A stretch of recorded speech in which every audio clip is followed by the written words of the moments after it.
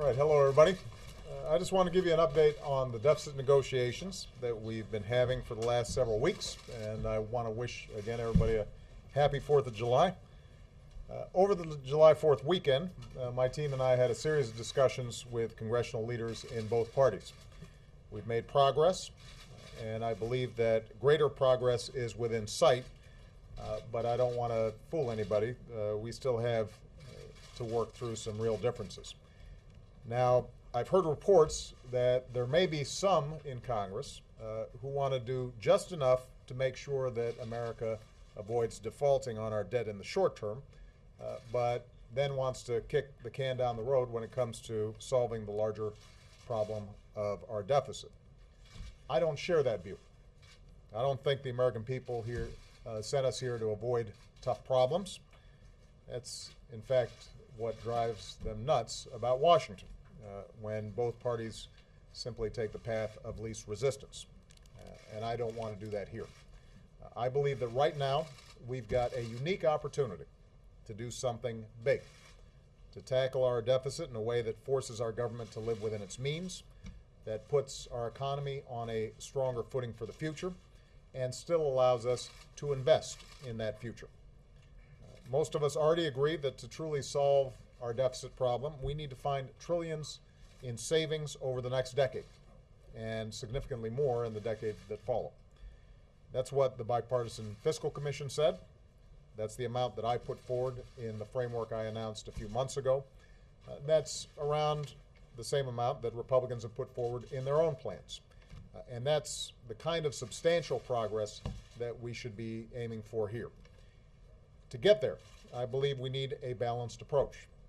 We need to take on spending in domestic programs, in defense programs, in entitlement programs, and we need to take on spending in the tax code, spending on certain tax breaks and deductions for the wealthiest of Americans. This will require both parties to get out of our comfort zones and both parties to agree on real compromise. I'm ready to do that. I believe there are enough people in each party that are willing to do that. And what I know is that we need to come together over the next 2 weeks to reach a deal that reduces the deficit and upholds the full faith and credit of the United States government and the credit of the American people. That's why, even as we continue discussions today and tomorrow, I've asked leaders of both parties and both houses of Congress to come here to the White House on Thursday so we can build on the work that's already been done and drive towards a final agreement. It's my hope that everybody's going to leave their ultimatums at the door, that we'll all leave our political rhetoric at the door, and that we're going to do what's best for our economy and do what's best for our people. And I want to emphasize, I said this at my press conference, this should not come down to the last second. I think it's important for us to show the American people and their leaders that we can find common ground and solve our problems in a responsible way. We know that it's going to require tough decisions. I think it's better for us to take those tough decisions sooner rather than later. That's what the American people expect of us.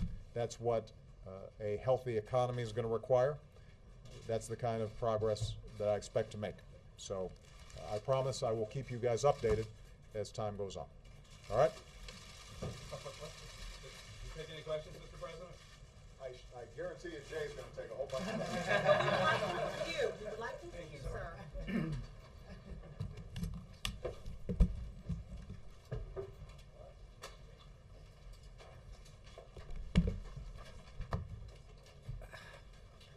That pretty much sums it up. Anybody have any questions? Mr. Feller? Thanks, Jay. Let me follow real quickly on 2 points the President made. So is he then ruling out White House support for an interim increase in the debt ceiling? I think you heard him say, the President say quite clearly, that he does not share the view that he has heard some in Congress hold, that we should support some sort of short-term deal that kicks the can down the road on significant deficit reduction. He believes that we have now a unique opportunity, the result of a confluence of events and decisions that gives us a chance to do something big, that can set us on solid footing for the 21st century as we build our economy, get our fiscal house in order at a crucial time. So he strongly believes, and I think you just heard him say this, that leaders were elected to lead, to make hard choices, to compromise, and to take some flack for that compromise because it requires tough choices. So I think he said quite clearly that he does not believe that is the right course. He also used the phrase over the next 2 weeks. I want to make sure we're clear on this. What does the White House consider to be really the hard deadline to reach a deal, to get this done in time to get it through Congress? Well, I will leave it to what the president said in terms of the next 2 weeks, and I think that that's important because, as he said in his press conference last week and again just now, we should not leave this to the last minute. August 2nd, as affirmed again by the analysts at the Treasury Department, is a real, serious deadline. The consequences of defaulting on our obligations for the first time in the history of this country would be serious and unpredictable. So we need to move quickly. We should not procrastinate. We need to get this done, and that's why I think he spoke about 2 weeks. Okay, real quick, last follow here. So 2 weeks, no interim debt ceiling raise as an option for the reasons he stated. So you've got basically 2 weeks to reach a $2+ trillion plan, and you're at the stalemate over revenues.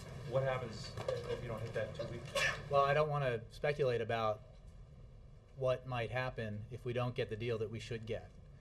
We believe that it's possible, it's achievable, that the progress we've made is significant, and that there is the will within both parties, as the president just said. There are enough members, he believes, in both parties who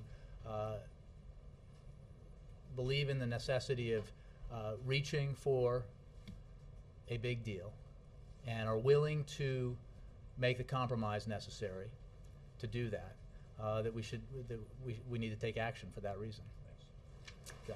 Jay, with the meeting on Thursday that he just announced, does that mean he will not be attending a meeting on the Hill tomorrow as he's been invited to attend? Well, we have no plans for that tomorrow, yes.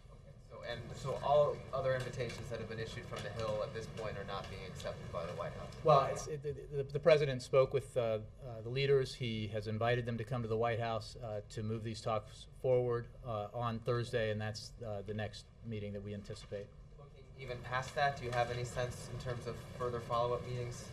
I don't have any other meetings to announce for you. This is obviously a relatively dynamic and fluid situation, but I can assure you that these conversations continue at a variety of levels.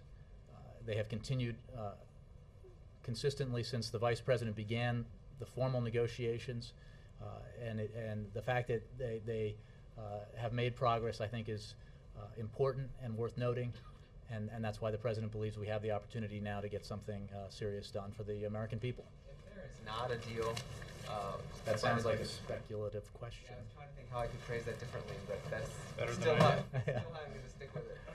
Would the White House consider using the 14th Amendment as a way to raise the debt ceiling? I don't think that I want to get into speculation about what might happen if something does or doesn't happen. The President believes firmly that a deal is possible, that if the players here all check their absolutist positions and their rhetoric at the door and accept the basic premise that we all agree on what the problem is, we all agree on the broad outlines of what the solution is, and that if we can negotiate and compromise on the details of how we get there, we can do something significant that will be beneficial for the American people, beneficial for the American economy, and good for America's standing going into the 21st century, a very competitive economic century. Yes, Jay.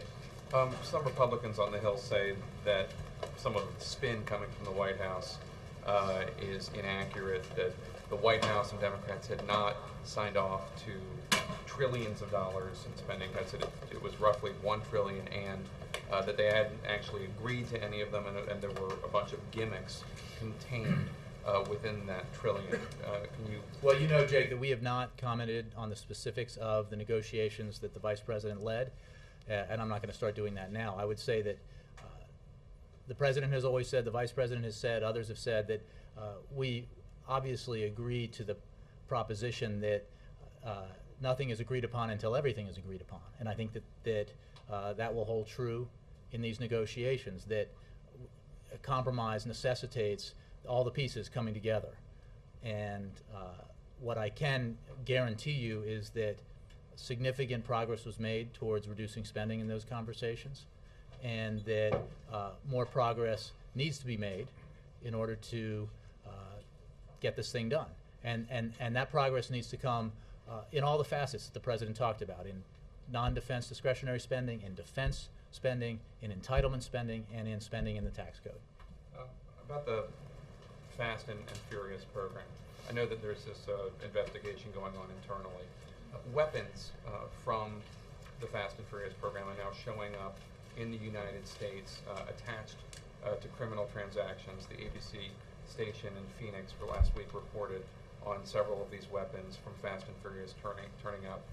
How come we know so little, the public knows so little about this program, and what is the administration doing to get to the bottom of these weapons, which are now showing up in crimes in the United States?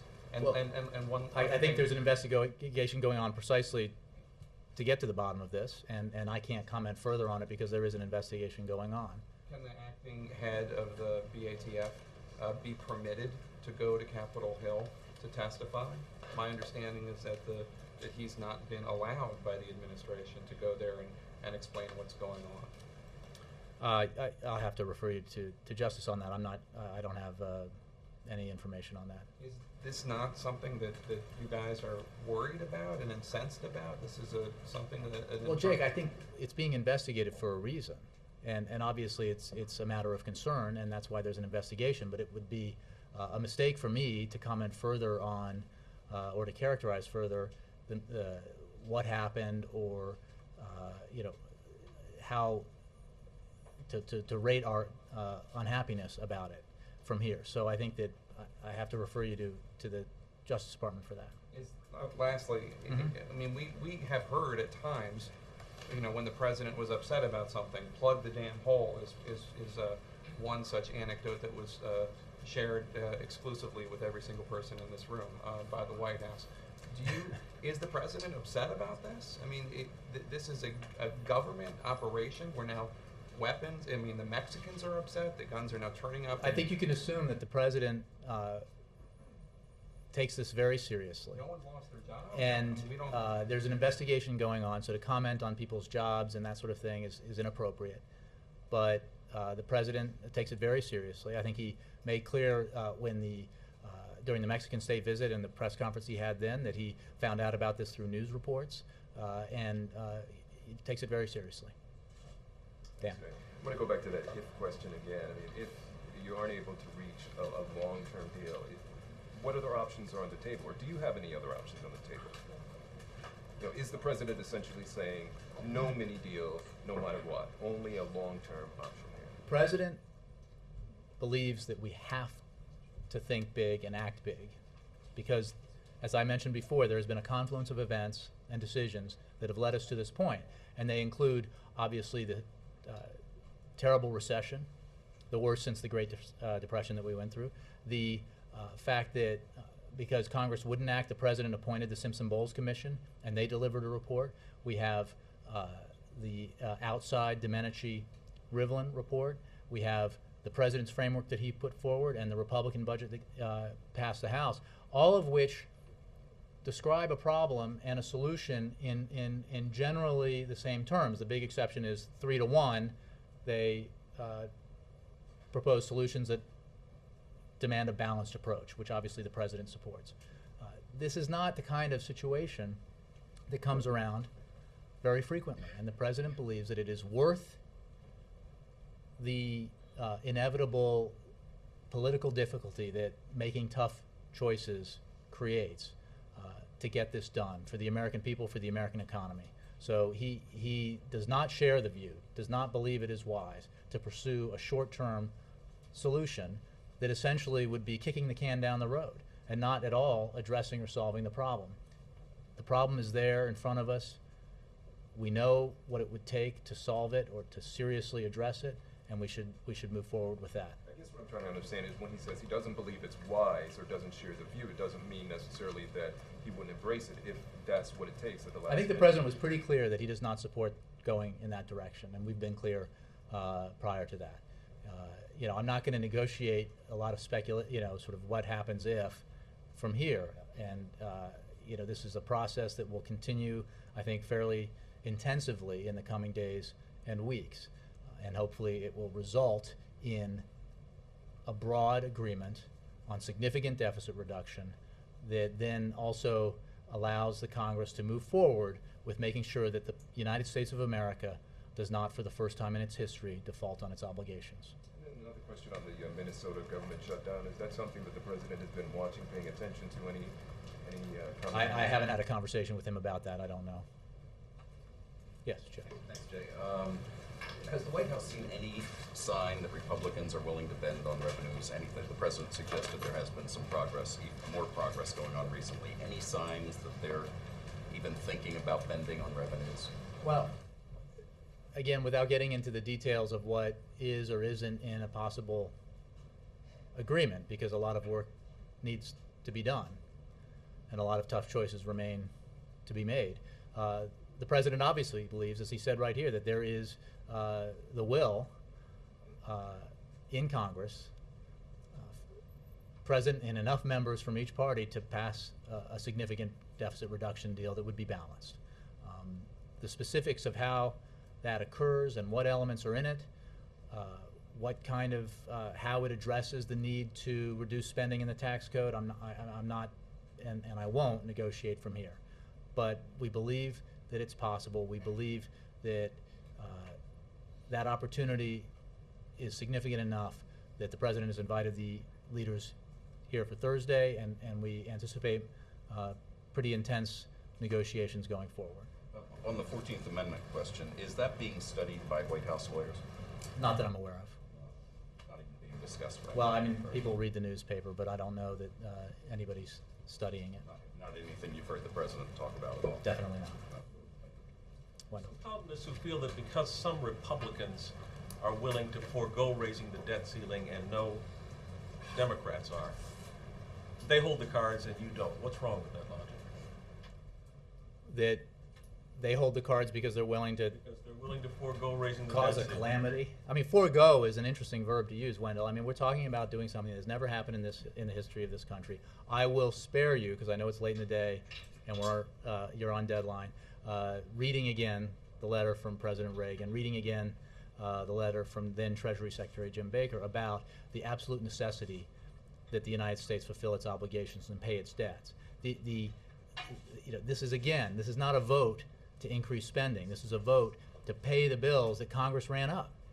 And the fact that there are some members who seem to think that that's not an important obligation to fulfill doesn't make it right. But they're willing apparently to go there and you're not. Well, that's like saying, you're willing to put a gun to your head and pull the trigger, and is that wise? I don't know. And especially when it's not just you who would suffer, it's the entire country and the global economy.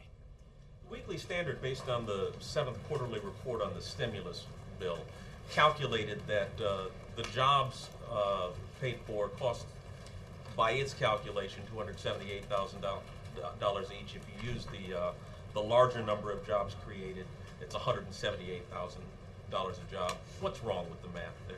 Well, I think it's important to note that, yes, the Weekly Standard did this analysis, and you should view it through that prism, I suppose.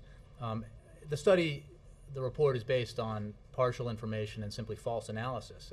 As you know, the Recovery Act was meant to do much more than just create and save jobs. It was also an investment in American infrastructure, education, and industries like clean energy that are critical to America's long-term success, and investment in the economic future of America's working families.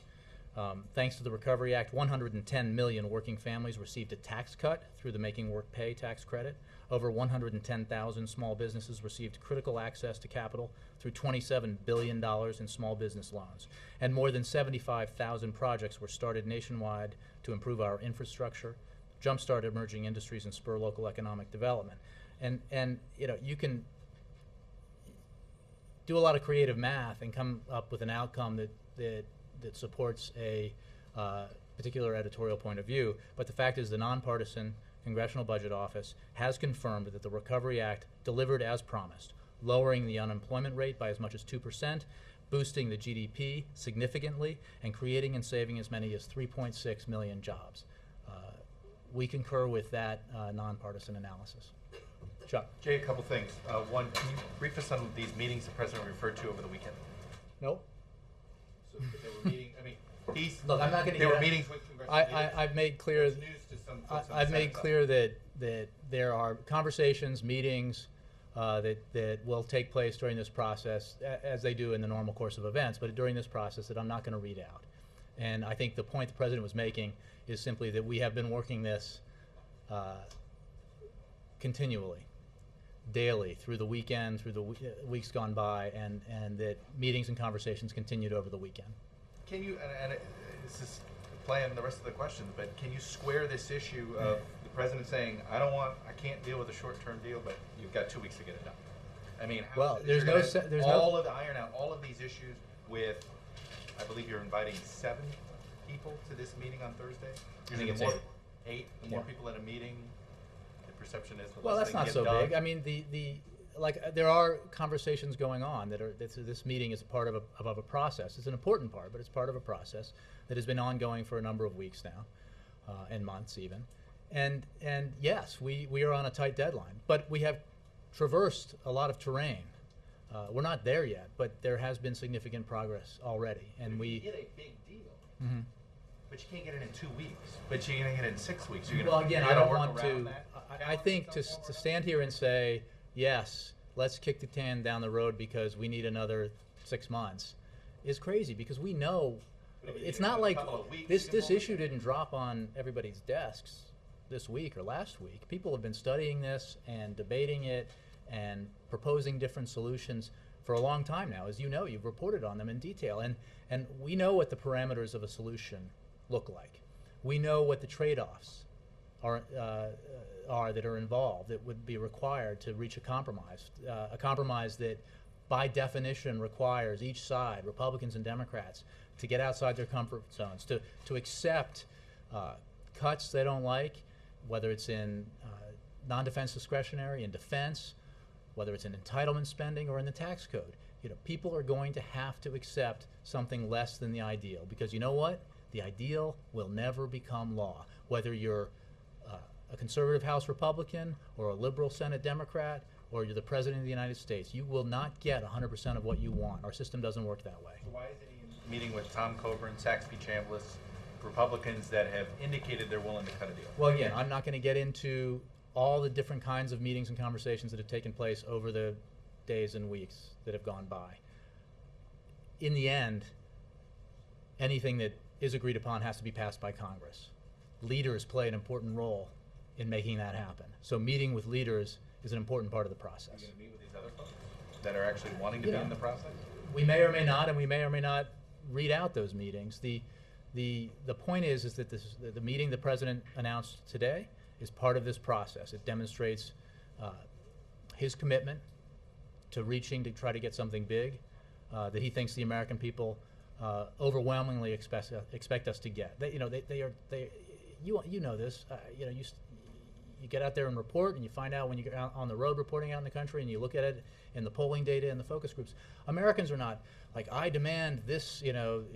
I draw the red line here, and I draw this in the sand. They just want us to get something done that's sensible, that spreads the sacrifice, and spreads the prosperity that hopefully a significant deal will help produce. So with that in mind, I think the president is willing to make the hard choices, and he expects others to do the same. Carol. Thanks. The president sounded much more positive about getting a deal than he did less than a week ago. Is that a fair assessment, and why is he so much more positive now than he was Look, I last think week? we have always said, I don't want to, you guys can analyze his tone and parse his language, but I think we have been for a long time now pleased with the progress that has been made in the negotiations thus far, concerned about the urgency that everyone needs to feel to get to a final agreement, and optimistic that a final agreement can be reached. I think that's those notions were all expressed by the President last week at his press conference and again this afternoon. Yeah, well, I guess what I'm getting. You're asking, are we closer to a deal now than we were last week? Look, I think that there has been progress every step of the way. Not every day has been a big step in the right direction or has produced a big step in the right direction, but there has been progress steadily throughout this process. Does that help? Including a lot in the last No, look, I think that the President referenced the fact that we've had conversations and meetings, but the... he has personally, right? Because that's what he said, that he's had personal discussions. That's what he said. The point being that we're not there yet, and he made that clear at the very top of his statement. We have some difficult terrain yet to cross, but a deal is possible. It's within reach if people are willing to basically take the risk to get something big done. Yes, sir. Jay, does your answer to Chip mean that the White House does not assert the President's got the authority to circumvent the 14th Amendment and circumvent the debt limit by virtue of the 14th Amendment? No, I think you're reading far more into that than I intended. I simply said that I'm not aware of any analysis being done by lawyers here, and I have not heard the President discuss it. On another issue, is the administration offering Iraq to keep troops there after the end of the year? As I think I've said before, our plan is to fulfill our obligations with the agreement, the Status of Forces Agreement with the Iraqi government, which requires us to withdraw all U.S. forces by the end of this year, this calendar year. We intend to keep that agreement. We are on track to do that.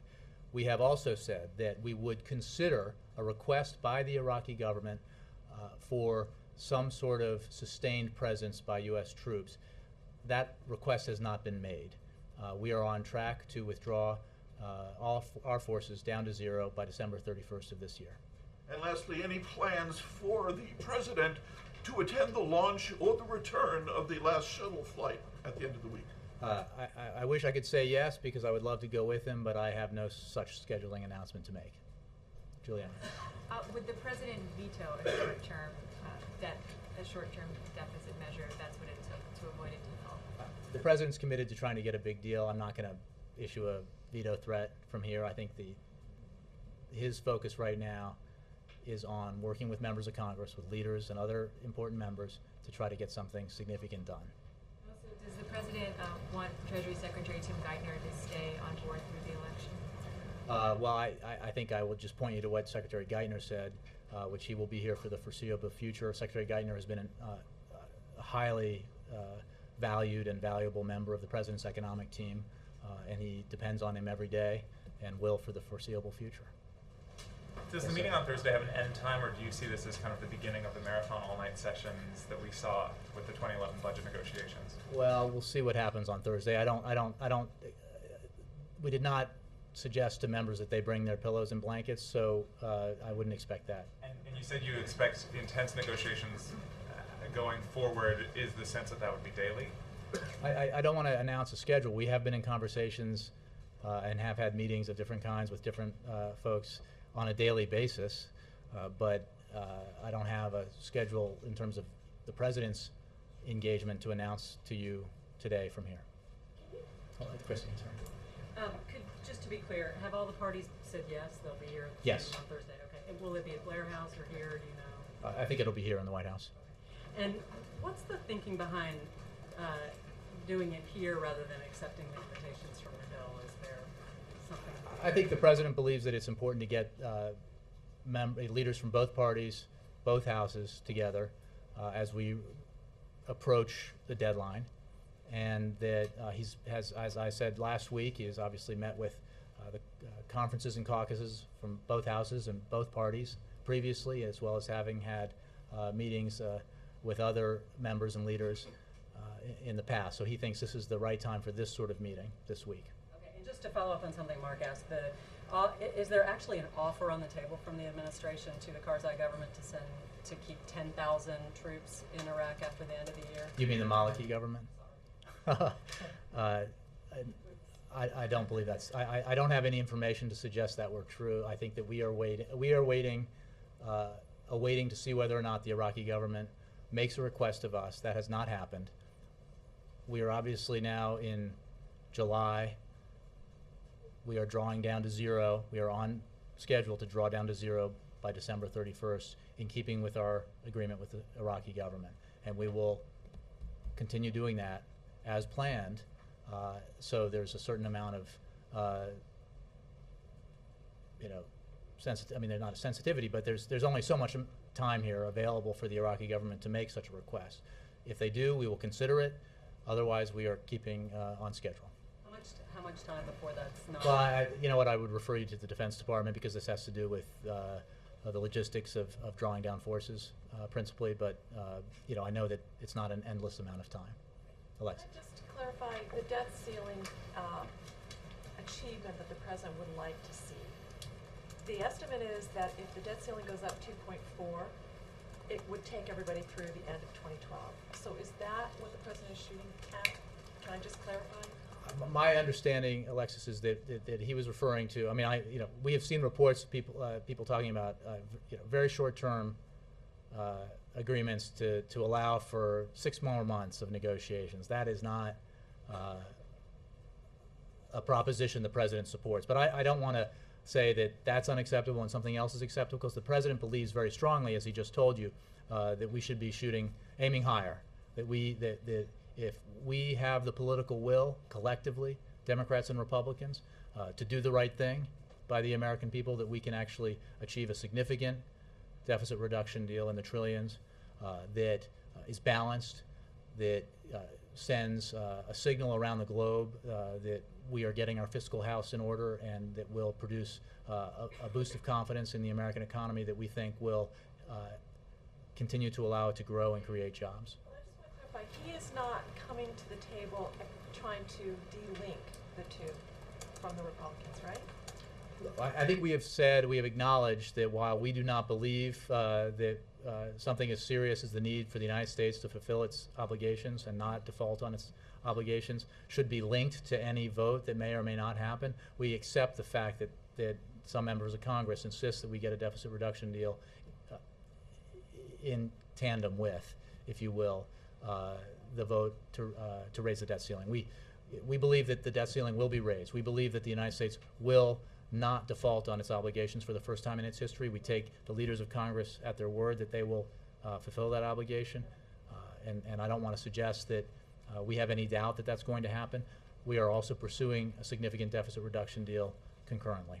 But if the two things remain linked, then the number that they're shooting for is going to be linked to however long that debt ceiling is going to That's up to last. Congress to decide.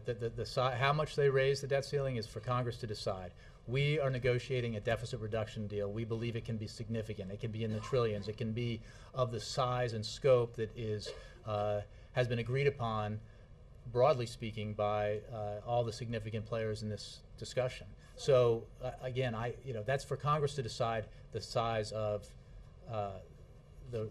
how high the ceiling is raised, not for us. And it's for them to decide whether to link that. We don't do that. We don't think that's necessary. Weigh in on that particularly. I don't want to, foreshadow what he may or may not say in a negotiation, but we do not view it that way. Okay. And then the other thing I wanted to ask is, when we saw the president last week, what prevented him from saying then exactly what he said today, and things might have moved a week faster? What does that mean exactly? The Well, president has been engaged. The president just said, I want to see you, come see me. Right. He could The have said that president last met. week. So again, is this the president's not engaged talking point? Because I think the president has met with the minority leader of the Senate, the majority leader of the Senate, the House Speaker, the House Minority Leader, relevant members. The Vice President's led these negotiations. Between last week and today. We are. I'm going to move on because there are other people here. We are progressing down the road towards what we believe could be a significant achievement for the American people if everyone, Democrats, Republicans, are willing to accept something less than their absolutist positions. Yes, Steve. If you are asked to keep more troops in Iraq past December 31st, how would you pay for that? And are you thinking about the cost of that yet? You know, I will have to bump that to the Defense Department. I don't have a specific answer for you on that. We are, as of now, on track to withdraw all of the U.S. forces in Iraq by the end of this year, as dictated by the agreement we have with the Iraqi government and as promised by the President of the United States. So we have said for a long time now, if the Iraqi government asks us to maintain some level of troops beyond that end of the year deadline, we would consider it. That doesn't necessarily mean we would do it. We would just consider it. And I really don't have any more information on that possible outcome because, again, we haven't even gotten a request. Abby, do you have a question? Just a quick follow-up on an earlier question. You never really responded to the Senate Democrats' request for a similar meeting that Mitch McConnell requested. Do you also believe that a meeting like that is not worth having a conversation on? You know, I understand that phrase that I use has been slightly taken out of context and used for talking point purposes. My point then was that, as described to us, the invitation was for the President to go here, articulated an absolutist position that we already know. We've heard it. We understand that.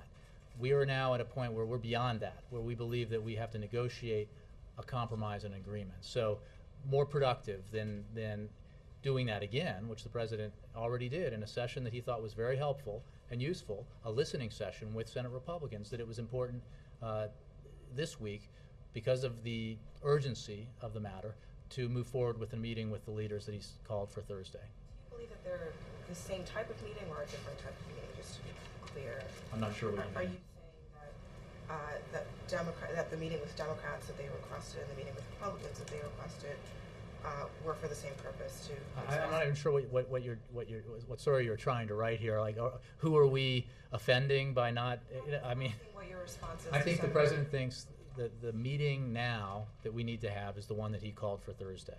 The most productive meeting for him to participate in and lead, if you will, is the one called for Thursday. Yes, sir. Yeah. Do you have anything on General Allen and Ambassador Crocker's meeting with the President, and anything at all beyond the specifics I'm sure you won't want to go into? Well, I can tell you that the President did meet today with Ambassador Ryan Crocker and Lieutenant General John Allen to discuss the way forward in Afghanistan. Vice President Biden, National Security Advisor Donnellan, Secretary Panetta, first time I've said that, Secretary Panetta, and Admiral Mullen also joined the meeting. The President and his team discussed implementation of the next phase of our strategy in Afghanistan, including consolidation of the gains that have been made in breaking the Taliban's momentum and training Afghan security forces, the reduction of U.S. troop levels that the President announced last month, and the process of transitioning lead security responsibility to the Afghan government. The President thanked Ambassador Crocker and General Allen for their service, extraordinary in both cases, and said that he looked forward to working with them closely as they take up their important positions. At all to the comments by Lieberman, McCain, and Graham in Kabul about continuing concerns about weakening of the effort by the pace of withdrawal? Not in this meeting. I believe that we've addressed that issue. The President feels very strongly that because of the success we've had in making progress towards achieving our goals,